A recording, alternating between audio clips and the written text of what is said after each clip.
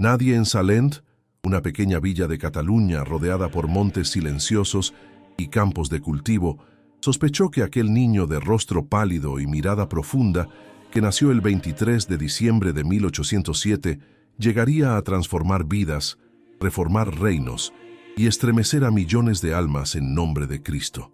Lo llamaron Antonio María Claret. No nació bajo riqueza ni nobleza. No vio la luz en un castillo ni en palacio alguno. Nació entre manos humildes, bajo el techo sencillo de un hogar marcado por la fe, el trabajo y la sencillez cristiana. Su padre, Juan Claret, era un tejedor honrado, trabajador incansable, temeroso de Dios. Su madre, Josefa Clará, era una mujer de oración, ternura y convicciones espirituales firmes. Desde los primeros años de su vida, el pequeño Antonio demostró poseer algo que lo distinguía del resto, una sensibilidad espiritual extraordinaria. No era uno más entre los niños de Salent. Mientras otros se divertían en juegos y travesuras, él buscaba el silencio. Se refugiaba en la iglesia del pueblo, se arrodillaba ante el altar y permanecía contemplando la imagen de Cristo crucificado como si conversara con él en silencio. A veces, alguien lo encontraba rezando solo en los campos, mirando al cielo como si recibiera mensajes que otros no oían. Y tal vez era así. Su madre, mujer de profunda piedad, percibió la predestinación de su hijo muy temprano. Ella misma diría después: desde pequeño Antonio parecía vivir con el alma en el cielo. Pero la infancia de Antonio no estaría protegida del sufrimiento. Vería la muerte de hermanos queridos, la pobreza amenazando el hogar y la lucha ardua diaria para sobrevivir. Aquellas pruebas lo hicieron desde temprano un espíritu fuerte, disciplinado, capaz de soportar dolores mayores en el futuro. El llamado que arde por dentro. Antonio creció ayudando a su padre en el taller de tejidos. Sus dedos aprendieron a moverse hábilmente entre hilos y telares. El trabajo exigía paciencia, silencio y resistencia. Parecía una vida simple, pero Dios escribía allí, entre los hilos de aquel telar, el destino de un misionero que cruzaría el mundo. Sin saberlo, el joven Claret estaba siendo moldeado. El tejedor de telas pronto sería tejedor de almas. Sin embargo, cuanto más trabajaba, más vacío se sentía. Algo dentro de sí lo inquietaba profundamente. A veces detenía el telar y miraba fijamente por la ventana, como si algo lo llamara desde lejos. Sus compañeros reían. «Antonio, ¿en qué piensas? ¿Te duermes con los ojos abiertos?» Él sonreía, pero su corazón ardía. Más tarde confesaría: «Desde muy pequeño sentí dentro de mí una voz que me llamaba para algo más grande, aunque no sabía aún qué era». En busca de mejores oportunidades para ayudar a su familia, decidió ir a Barcelona a estudiar tecnología textil y fabricar tejidos con métodos más avanzados. Allí, en el gran centro industrial de Cataluña, se sumergió en el mundo del progreso humano y las ambiciones materiales. Pero, paradójicamente, fue allí donde descubrió que nada en este mundo llenaba su corazón. Un día, caminando por la ciudad, fue sorprendido por una tormenta violenta. Las olas del mar agitado lo arrastraron y casi murió ahogado. En aquel momento, entre la vida y la muerte, hizo una promesa a Dios: «Señor, si me salvas, te dedicaré mi vida». Y Dios lo salvó. Desde ese día todo cambió. Antonio abandonó la idea de la riqueza, dejó atrás los estudios industriales y dijo adiós a la vida que planeaba. Decidió seguir el llamado que ardía silenciosamente en su pecho: ser sacerdote. Del telar al altar, ingresó en el seminario de Vic. No tenía prestigio, ni títulos, ni recomendaciones importantes. Llegó solo con su rosario, su fe y su deseo de servir. Muchos no creyeron que lograría terminar los estudios. Algunos lo ridiculizaban a sus espaldas. «Un hijo de tejedor sacerdote. ¡Qué locura! No tiene madera para eso. Abandonará en poco tiempo». Pero se equivocaron. Antonio se dedicó a los estudios con disciplina implacable. Dormía poco, rezaba mucho, vivía con extrema sencillez. Ayunaba con frecuencia, hacía penitencia y buscaba crecer no solo intelectualmente, sino espiritualmente. Dominó lenguas, estudió filosofía y se sumergió en la teología con tanto fervor que sus profesores quedaron impresionados por su inteligencia y humildad. En 1835 fue ordenado sacerdote. Aquel día, cuando levantó las manos por primera vez para consagrar el pan y el vino en el altar, lágrimas corrieron por sus ojos. Más tarde escribiría: si 1000 vidas tuviera, 1000 vidas daría para servir a Jesucristo en su iglesia. El misionero de lo imposible rechazó cargos parroquiales tranquilos. No quería comodidad, quería almas. Comenzó a recorrer casas, plazas, pueblos enteros, predicando misiones populares. Caminaba a pie kilómetros y kilómetros por las montañas de Cataluña con una pequeña maleta, una Biblia, un crucifijo de madera y un rosario siempre en sus manos. Su vida se volvió una carrera incansable para salvar almas. La gente comenzaba a decir: ese sacerdote habla con fuego. Cuando predica, el alma despierta. Su voz viene de Dios. Y no eran solo palabras hermosas. Miles se convertían. Familias destruidas se reconciliaban. Hombres violentos abandonaban el pecado. Enemigos jurados se perdonaban entre lágrimas. Un nuevo viento espiritual parecía soplar por España y muchos ya sabían de dónde provenía. Del corazón inflamado de un joven sacerdote que nadie esperaba. Pero no todos se alegraron con eso. Luz que incomoda a las tinieblas. Cuando la verdad llega, el pecado reacciona.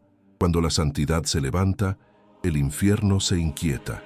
Cuando Dios envía un misionero, el mundo de las sombras declara guerra. Y así comenzó. Algunos odiaban a Claret porque predicaba contra el pecado sin miedo. Denunciaba públicamente la blasfemia, el adulterio, la corrupción y las injusticias sociales. No temía a ricos, políticos ni criminales. Decía la verdad siempre, de manera directa y valiente. Sus sermones cortaban como espada, y una espada, cuando toca heridas escondidas, provoca dolor. Entonces vinieron las primeras calumnias. Ese cura es un fanático. Manipula a la gente con palabras bonitas. Quiere enriquecerse como todos los demás. Mentiras. Antonio seguía pobre. Vivía solo con lo esencial. Dormía en el suelo cuando era necesario. Ayunaba. Rezaba largas horas por la conversión de los pecadores. Las amenazas llegaron poco después. Cállate o te callamos nosotros. Será mejor que abandones estas tierras. Tu vida corre peligro. Pero Antonio respondió: si por anunciar a Cristo debo morir, moriré con alegría. Y el enemigo intentó cumplirlo. Un día, mientras predicaba en una pequeña aldea, un grupo de hombres violentos lo rodeó en un camino solitario. Lo insultaron. Le arrojaron piedras. Uno de ellos avanzó con un cuchillo. Claret levantó el crucifijo y dijo: aquí está mi defensa. Cristo está conmigo. Lo dejaron casi muerto. Quedó herido, ensangrentado, pero sobrevivió. Y esa misma noche predicó de nuevo. No retrocedió, no se silenció, no se inclinó ante el miedo. Era como si su alma ardiera más mientras más lo atacaban. El pueblo empezó a llamarlo: el padre que nunca se cansa, el predicador que nadie puede callar, el apóstol de fuego. Y su misión apenas comenzaba. Antes de adentrar en esta travesía, me encantaría escuchar tu voz. ¿Conocías ya la inspiradora vida de San Antonio María Claret? ¿Sabías que su nombre está unido a prodigios, gran realizaciones y milagros increíbles? ¿Has experimentado alguna gracia o bendición a través de su intercesión? Cuéntame en los comentarios. Leeré cada uno con cariño y te regalaré un corazoncito en tu mensaje. No olvides dejar tu like, suscribirte al canal y compartir este video con tus amigos para que juntos sigamos creciendo en fe. El fuego que enfrentó a las tinieblas. El destino parecía haber encontrado en Antonio María Claret no a un hombre común, sino a un guerrero del espíritu. Apenas ordenado sacerdote, lejos de refugiarse en la comodidad de un ministerio parroquial sin desafíos, decidió enfrentarse cara a cara con la oscuridad espiritual que devoraba silenciosamente su tierra. Era el siglo XIX, y España estaba sacudida por una crisis moral y religiosa. Las guerras internas, el anticlericalismo, la miseria material y el olvido de Dios eran un veneno que destruía familias, apagaba conciencias y empujaba multitudes hacia la desesperanza. En medio de esa tormenta, Antonio no retrocedió. Al contrario, se encendió. Desde sus primeros días de predicación, se notó que había algo distinto en él. No era un predicador cualquiera. Sus palabras no solo informaban, desgarraban corazones, despertaban lágrimas encendían conversiones. Pero esa fuerza no nacía de la elocuencia humana, sino del fuego del Espíritu Santo. Él lo sabía y lo confesaba. El amor de Cristo me urge. Cada sermón era una batalla, cada misión un combate por las almas. Caminaba kilómetros enteros a pie, bajo sol o lluvia, sin detenerse. No quería depender de dinero ni comodidades, porque sabía que un apóstol acomodado pierde el alma del Evangelio. Dormía poco, se alimentaba con austeridad y pasaba largas noches en oración. La Eucaristía era su alimento y su fuerza, el rosario, su espada, María Santísima, su compañera inseparable. Él la llamaba mi madre, mi maestra, mi tesorera y mi todo después de Jesús. Pronto comenzaron las misiones populares. Entraba a pueblos donde hacía años nadie hablaba de Dios y donde las iglesias estaban vacías, cubiertas de polvo. Allí comenzaba lo imposible. Bastaba que Claret subiera al púlpito para que la gente se detuviera y escuchara. Había algo en su mirada, en su voz, que no se podía explicar. Era un fuego que no quemaba carne sino almas dormidas. Organizaba confesiones masivas. Personas que hacía décadas no pisaban una iglesia terminaban arrodilladas ante el sacramento de la reconciliación. Maridos perdonaban a esposas. Hijos regresaban a los brazos de sus padres. Enemigos se daban la paz. En cada misión se percibía algo inexplicable. Un cielo que descendía sobre la tierra. Un enemigo despierto. Pero cada luz que brilla atrae sombras. Cada vez que Claret predicaba y arrancaba almas del pecado, el infierno rugía. Y su furia no tardó en manifestarse.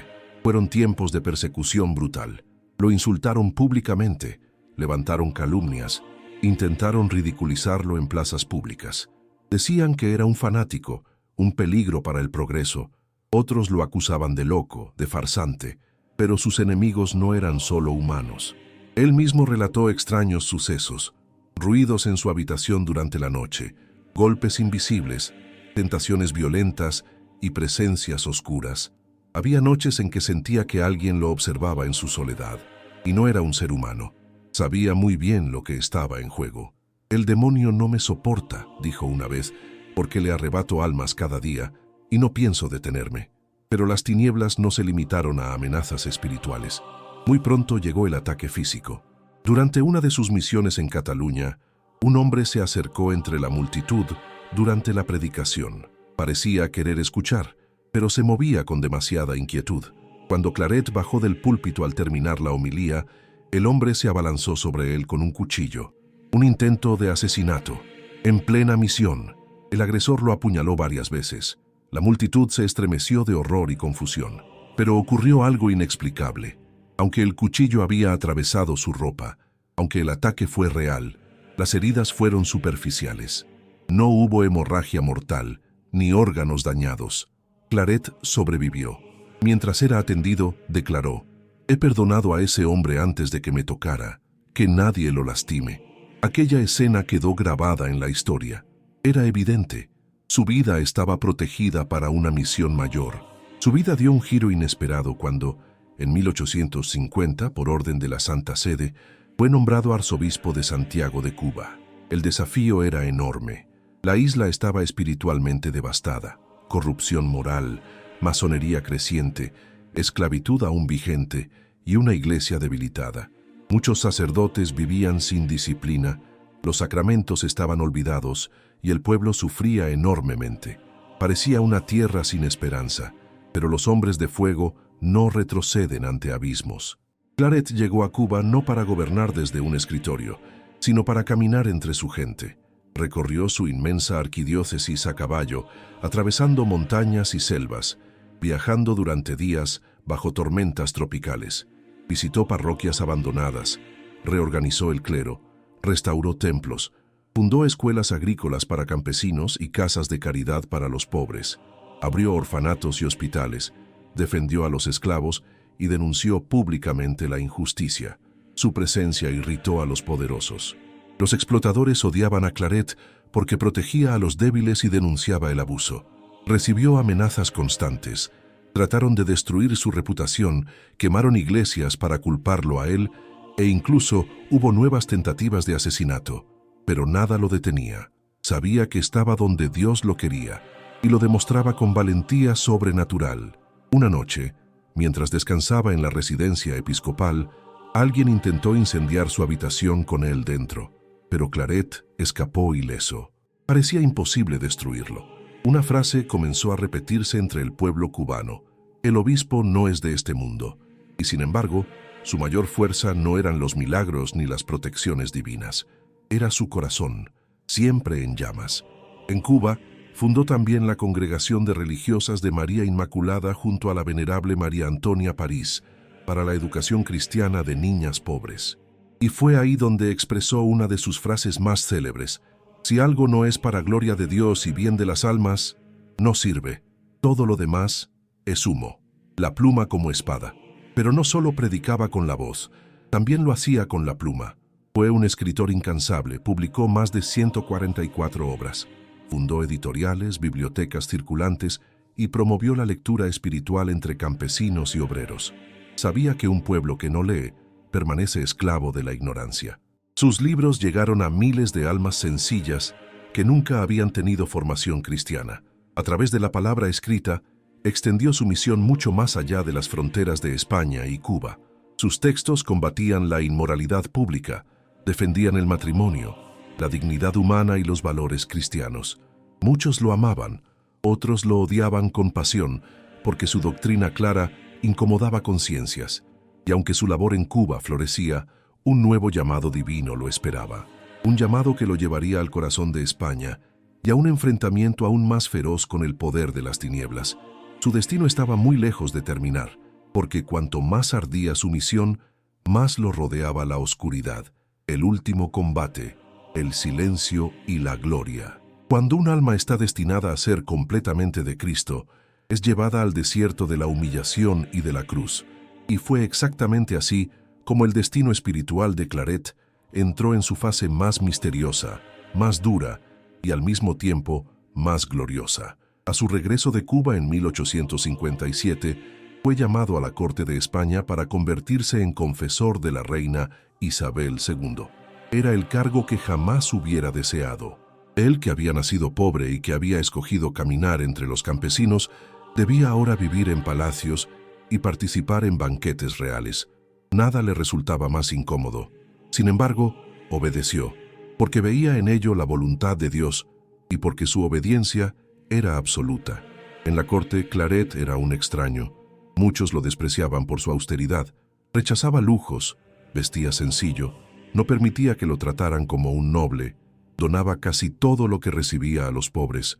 No toleraba conversaciones vacías ni intrigas políticas. Para los cortesanos era un loco, un farsante, un hombre peligroso porque no se vendía a ningún poder humano. No podían controlarlo, no podían sobornarlo, no podían silenciarlo. Por eso lo odiaron.